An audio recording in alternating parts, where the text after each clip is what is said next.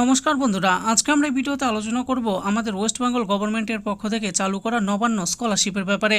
এই স্কলারশিপের মাধ্যমে 10,000 টাকা করে পাওয়া যায়। তো কারা কারা পাবেন, কিভাবে আবেদন করতে হবে এবং এই স্কলারশিপের ব্যাপারে সমস্ত কিছুই জানবো আজকের এই ভিডিওতে। রাজ্যের পড়ুয়াদের জন্য বিরাট ঘোষণা, মাধ্যমিক পাশ হলেই নবান্ন স্কলারশিপ 2024-এর মাধ্যমে বছরে 10,000 টাকা দিচ্ছে রাজ্য সরকার।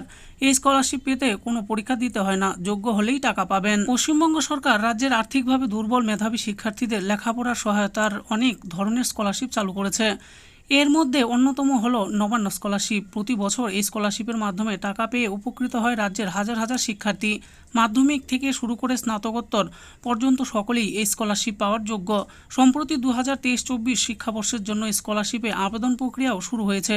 কারা আবেদনযোগ্য, কিভাবে আবেদন করবেন, তাহলে আসুন দেখে নিই। নবান্ন স্কলারশিপে টাকার পরিমাণ কত? পশ্চিমবঙ্গের মুখ্যমন্ত্রী ত্রাণ তহবিল থেকে দেওয়া এই স্কলারশিপের আওতায় প্রতি বছর ছাত্রছাত্রীদের 10,000 টাকার আর্থিক সহায়তা প্রদান করা হয়। এই স্কলারশিপের জন্য কি কি যোগ্যতার প্রয়োজন রয়েছে? 1 নম্বরে বলা হয়েছে নবান্ন স্কলারশিপ পেতে হলে পশ্চিমবঙ্গের স্থায়ী বাসিন্দা হওয়া আবশ্যক। 2 নম্বরে বলা হয়েছে এছাড়াও ছাত্রছাত্রীদের নিম্নলিখিত শিক্ষাগত যোগ্যতা থাকতে হবে।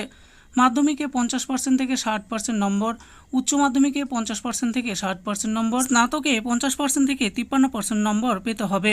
3 নম্বরে বলা হয়েছে সর্বাধিক পারিবারিক আয় হতে হবে 1,20,000 টাকার কম। আসুন এবার জেনে নেই কিভাবে আবেদন করবেন। 1 নম্বর বলা হয়েছে নবান্ন স্কলারশিপের জন্য আবেদন করার জন্য প্রথমে অফিসিয়াল ওয়েবসাইটে ভিজিট করতে হবে।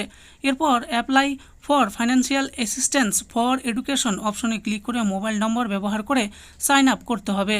এরপর মোবাইল নম্বর যাচাই করে পাসওয়ার্ড তৈরি করে লগ ইন করতে হবে। লগ ইন করার পর স্কলারশিপের ফর্ম পূরণ করতে হবে, যেখানে নিজের অভিভাবকের নাম, ঠিকানা, মাসিক আয়, এলাকার এমপি বিধায়কের নাম সহ বিভিন্ন তথ্য প্রদান করতে হবে। আবেদন নম্বর প্রাপ্তির পর বর্তমান এবং পূর্ববর্তী শিক্ষাগত যোগ্যতার সমস্ত তথ্য যেমন কোর্সের নাম, বিশ্ববিদ্যালয় বোর্ডের নাম, ইনস্টিটিউশনের নাম এবং পাশের শতাংশ ফিল আপ করতে হবে। পরে নিজের ব্যাংকের নাম, অ্যাকাউন্ট নম্বর এবং আইএফসি কোড প্রদান করতে হবে। 7 নম্বরে বলা হচ্ছে ফর্ম ফিল আপ করার পর প্রয়োজনীয় নথিপত্র স্ক্যান করে আপলোড করতে হবে।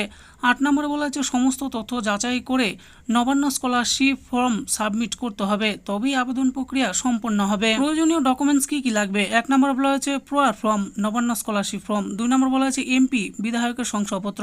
3 নম্বরে বলা হয়েছে আয়ের শংসাপত্র। 4 নম্বরে বলা হয়েছে নিজস্ব ঘোষণাপত্র। 5 নম্বরে বলা হয়েছে মাধ্যমিক এডমিট কার্ড ও মার্কশিট লাগবে। 6 নম্বরে বলা হয়েছে পেশাদার কোর্সের ক্ষেত্রে প্রবেশিকার পরীক্ষার র্যাঙ্ক কোড লাগবে। 7 নম্বরে বলা হয়েছে ব্যাংকের পাসবইয়ের প্রথম পাতা এবং 8 নম্বরে বলা হয়েছে সম্প্রতি কোনো শিক্ষা প্রতিষ্ঠানে ভর্তি হলে তার রসিদ। এবার আমরা জানবো নবান্ন স্কলারশিপের স্ট্যাটাস কেমন করে চেক করবেন। 1 নম্বরে বলা হয়েছে আবেদন জমা দেওয়ার পর ওয়েবসাইটে লগ ইন করে আবেদনের স্ট্যাটাস চেক করা সম্ভব। 2 নম্বরে বলা হয়েছে applied, waiting, resubmit with documents. এরপর বলা হয়েছে আন্ডার প্রসেস এবং অ্যাপ্রুভড। এই স্ট্যাটাসের মধ্যে কোন অবস্থানে আপনার স্কলারশিপের ফর্ম রয়েছে তা জানা যাবে। এই স্কলারশিপের ব্যাপারে আরও জানার জন্য আপনারা যোগাযোগ করতে পারেন। যে স্কলারশিপ সংক্রান্ত অন্য কোনো প্রশ্ন থাকলে 033 কোড নাম্বার 22535335 নম্বরে যোগাযোগ করা যাবে। বিস্তারিত জানতে cmrf.wb.gov.in ওয়েবসাইটে ভিজিট করুন। তো বন্ধুরা, দেখে নিলেন আজকে আমরা ভিডিওতে আলোচনা করলাম আমাদের ওয়েস্ট বেঙ্গল গভর্নমেন্টের পক্ষ থেকে চালু করা নবান্ন স্কলারশিপের ব্যাপারে। তো এই স্কলারশিপের জন্য কারা কারা আবেদনযোগ্য, কী কী ডকুমেন্টস লাগবে, কিভাবে আবেদন করবেন, কত টাকা করে পাবেন, সমস্ত কিছু এই ভিডিওতে বলে দিয়েছি। আশা করি ভিডিওটি আপনাদের ভালো লেগেছে। আর এই ভিডিওটি যদি আপনাদের ভালো লেগে থাকে তাহলে অবশ্যই একটি লাইক করবেন। আরও এরকম নিত্য নতুন স্কিম ও আপডেট সম্পর্কে জানার জন্য আমাদের এই চ্যানেল গভর্নমেন্ট স্কিম প্রো চ্যানেলটিকে অবশ্যই সাবস্ক্রাইব করবেন। আর এই ভিডিওটি দেখার জন্য আপনাদের সকলকেই অসংখ্য ধন্যবাদ।